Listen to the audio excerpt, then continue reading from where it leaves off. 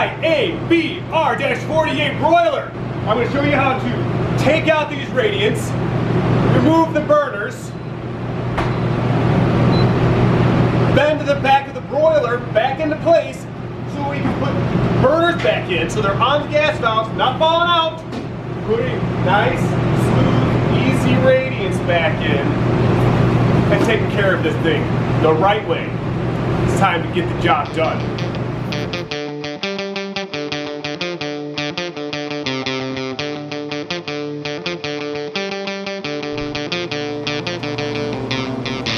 We have banana-shaped radiants. We're going to replace them because the burners are popping off the gas valves, causing a flame rollout. When the radiants are in the shapes of bananas, they push back against the back wall and the front of the unit. Sometimes you have to use extra force by grabbing a crowbar or a large screwdriver to help pry them up.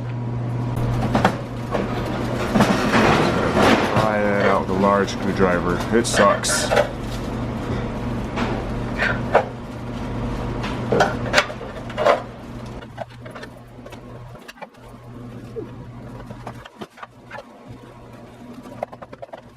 It does.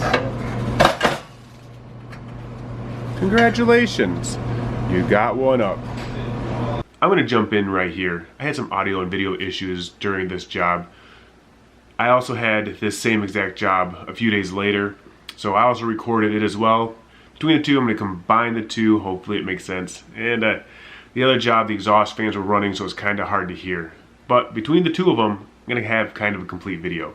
So I'm going to jump to the next job, and you're going to see me removing the knobs, which is very tedious, and then removing the front plate so you can actually see where the gas valve is no longer on the orifice. And then that's the main reason why we're doing this.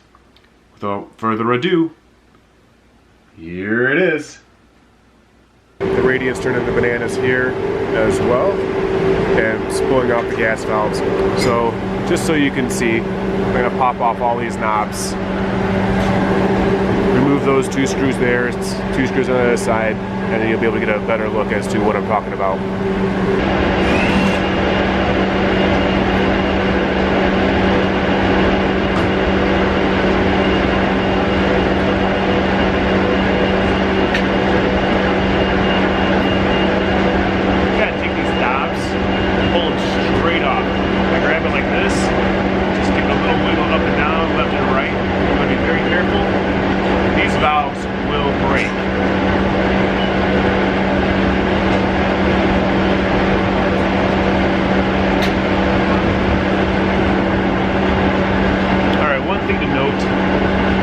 These knobs will have a set screw that goes into this.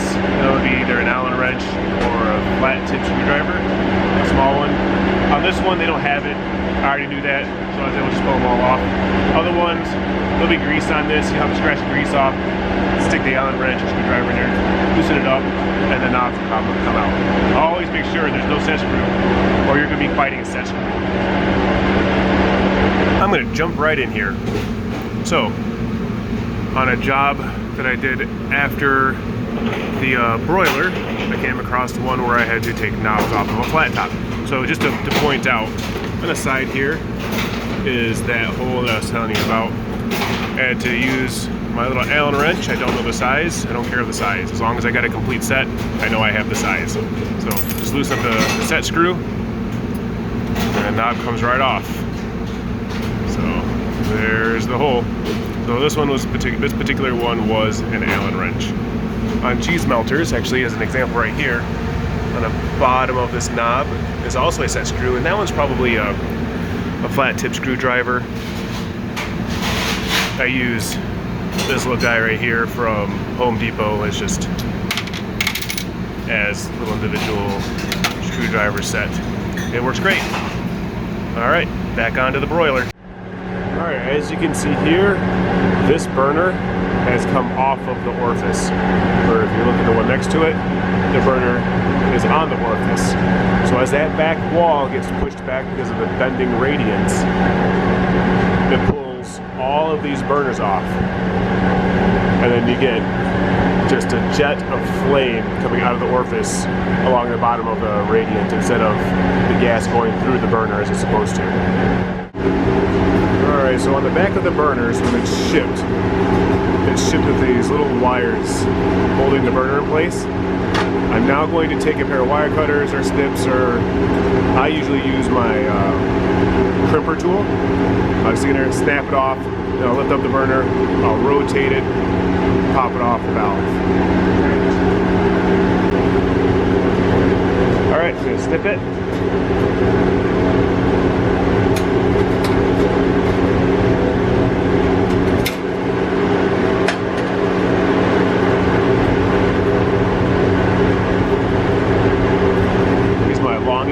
Wires. Pull it out. Grab the valve, or the burner, rotate it. Lower it down. I'm going to go opposite of the pilot and then slide it out.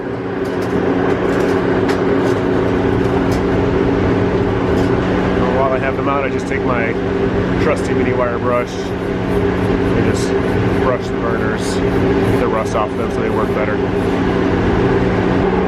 Alright, I have my pile of radiants, grates, and burners on top of a sheet tray here. I don't want to put them on the floor, I don't want to get floor stuff all over them.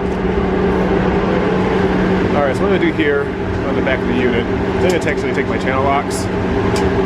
This is an insert, but it's only about 4 years old. No need to replace it. I'm gonna just grab it underneath this lip here and just give it a small tug back. As you can see, it's gonna pull these little hoods back up a little bit, which is going to grab these little brackets, also slide them closer, so when I put the gas valves on, they'll fit nice on the orifices.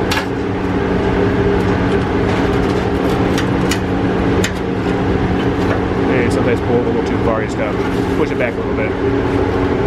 And it may take some adjusting, but it's not too bad. Alright, so parts information is right here.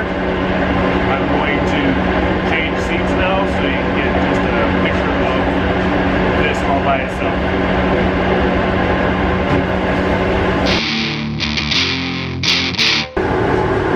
Bam! Mini wire brush. Alright, just for a fairly clear example, I'm going to put it back in, slide it onto the orifice, opposite side of the pilot.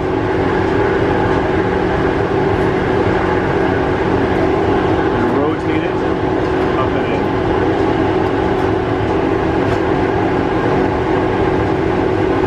This is real time, folks. Sometimes you're a pain in the ass. There you go. That's all set. I'll put the rest of these burners in. I'll see you in the next scene. Alright. All of the burners are now on the orifices where they're supposed to be. And they're not going to pop out unless they don't take care of their broiler again. On your marks, get set, go! Go! Show us how it's done, see if you can beat your current record of, I don't know what, but it's a current record. Here he goes, he's grabbing them all. He's working on those muscles again. Let's see if he's been going to the gym. So far he's doing it. It looks like it's not even going to be close. He is now more familiar with the system, he's gotten better. These are going in nice and smooth. Man, I love it. Oh, he's got one more, it's a struggle. Hands up! Congratulations! We did it.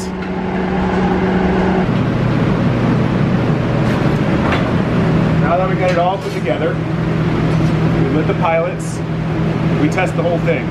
I turned on all the valves, make sure all of the burners turned on. Welcome back. Man, the end of that last clip, it was cut pretty close.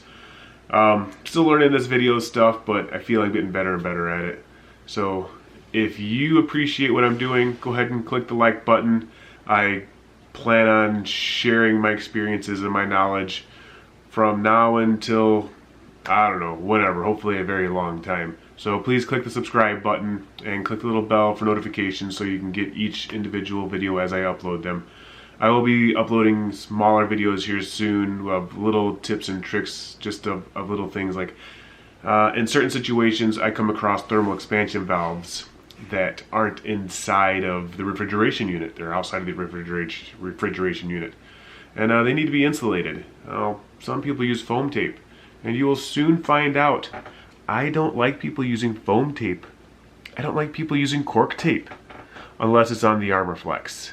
So I'll be making a video about that too. And I do apologize if the parts list didn't show up very well in the video. Again, still learning this video stuff, but it's still a lot of fun. Really enjoying myself. If you do want to call up Imperial though, I'll put this in the description below, but it is 800-343-7790. Thank you very much. I'll be hopefully uploading another video here shortly, and here's me sounding dumb. Enjoy. We're going to replace them because they keep popping off. Because the gas, why? Because the burners are popping off of the gas valves, causing